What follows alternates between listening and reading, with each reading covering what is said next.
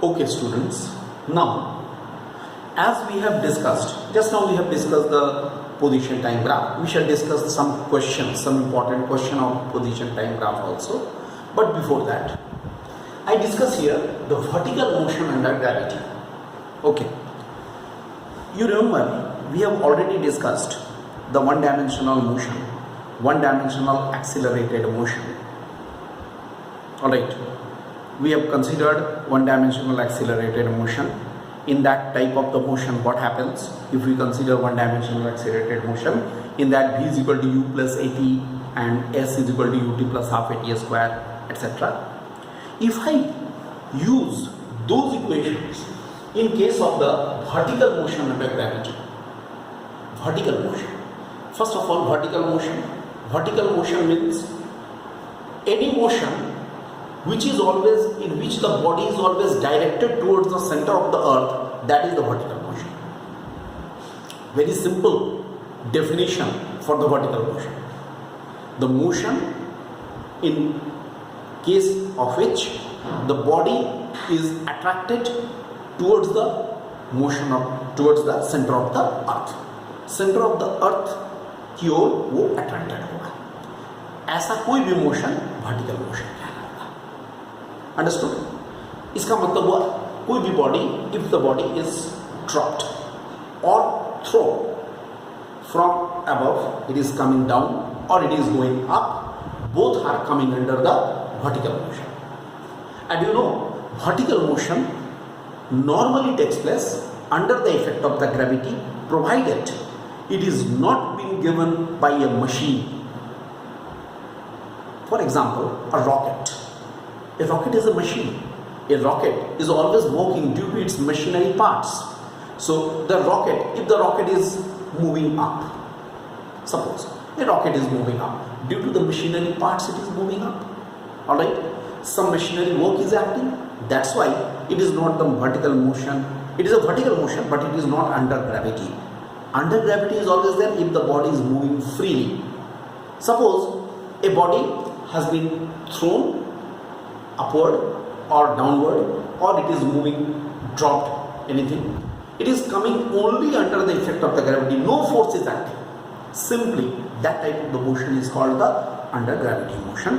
In that case, A is replaced by either plus or minus g. I have written, look here, what I have written. A is equal to, in that case, A acceleration will be replaced by either plus g or minus g. Plus g for the downward motion, minus g for the upward motion. Okay, because minus g, why upward motion? Because the body is moving against the gravity. Not under the gravity, but against the gravity. The body is moving up. See, here is the case.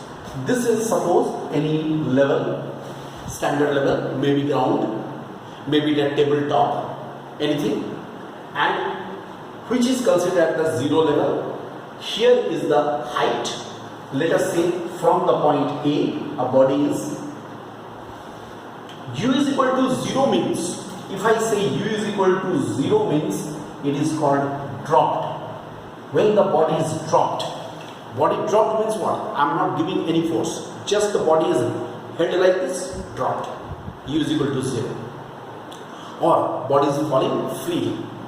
But there may be another motion also. I have thrown the body. From a particular height, I have just thrown the body. I have thrown means I have given it a force. Now the body is moving under the gravity. In that case, these are the equations. V is equal to u plus gt. H is equal to ut plus half gt square. V square is equal to u square plus 2gh for the downward motion. Okay. For the upward motion, this is, as I told you, A will be minus g. In this case, in the later case, A is equal to minus g. Okay. Now, what I want to do here. Suppose, let us understand a situation. Suppose I, like this, with the V is equal to U, okay, V is equal to U. A body is thrown up. Try to understand the situation. The body is thrown up from the ground, okay, with the velocity V is equal to U. And when the body is reaching here, V is equal to 0 for this upward motion. Followed it? It has been thrown up. So I write for upward motion. Upward motion. Let us see what happens for the upward motion. For the upward motion, obviously, as I say upward motion, I shall apply this. I shall apply this formula because final velocity is 0, initial velocity and all is there. So I am considering this 0 square is equal to U square minus 2GH. Can we write? No problem? Fine. What will happen after that? U square will be equal to twice GH. Look, for upward motion I am getting this. U square is equal to 2GH. Now what will happen? The body has gone to the highest point. V is equal to 0 means it is the highest point. It has come to the highest point. It will come to the rest for a moment. That's why V is equal to 0. Whenever a body goes to the highest point, after that what will happen? It will reverse its direction.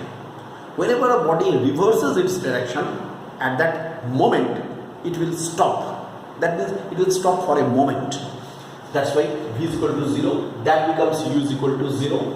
And now it comes down and hit the surface or the starting point with the velocity V is equal to V. Followed? That means what will happen? For I write downward motion. Downward motion. If I consider the downward motion of the body, then what will happen? The body will move downward, and our equation, I will apply this equation now. That means V square is equal to 0 square plus 2GH, which implies V square is equal to 2GH. Alright? Then what we are getting? On equating, what we get? V square is equal to U square, which implies V is equal to U. Look, a very important point we are getting. That means what we can say, if a body is thrown upward with a certain velocity, and if the body goes to the highest point, then after returning, it will come to the starting point with the same velocity. It will come to the starting point. I am not saying necessarily, it is not necessarily the ground. It will come to the starting point with the same velocity. It will reach the starting point with the same velocity. That we can write. So it will reach the starting point with the same velocity. That is V is equal to U. That is one part. Secondly, again for upward motion, I give it by symbol. Again for the upward motion. One conclusion we got this. Now for the upward motion, can we write according to this equation, 0 equal to U minus G into T1, provided the time T1 is taken to go up. What is this called? This time T1 is called here the ascending time. Ascending time. Then what we can write? T1 is equal to U by G. Alright? T1 is the ascending time. Now suppose when the body comes down, it takes the time T2. What is this time T2 called? Time T2 is called here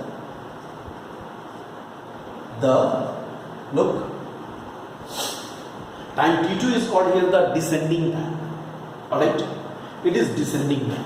I write here descending time. How much it will be? I will use this equation. Here V is equal to 0 minus G into T2. That means T2 is equal to V by G. As U and V are equal, as u is equal to v, so t1 equal to t2. One more conclusion we are getting. That means in this case, ascending time is equal to the descending time.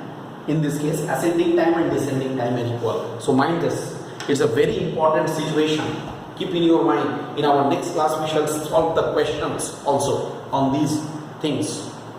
That is, again I repeat, if an object is thrown up with a certain velocity and it goes to the highest point, then it will return back to the starting point with the same velocity, with which, or with the same speed, not velocity because the direction is changing, with the same speed it is coming and hitting the starting point, number one. And second, the ascending time is equal to the descending time, provided, but mind this, provided it goes to the highest point, because at the highest point it will come to the rest for a moment. Alright, I will upload some questions, numericals related to this from NCERT and from some other book. Alright, and in the next class we shall discuss those questions. So please go through these things properly. Right.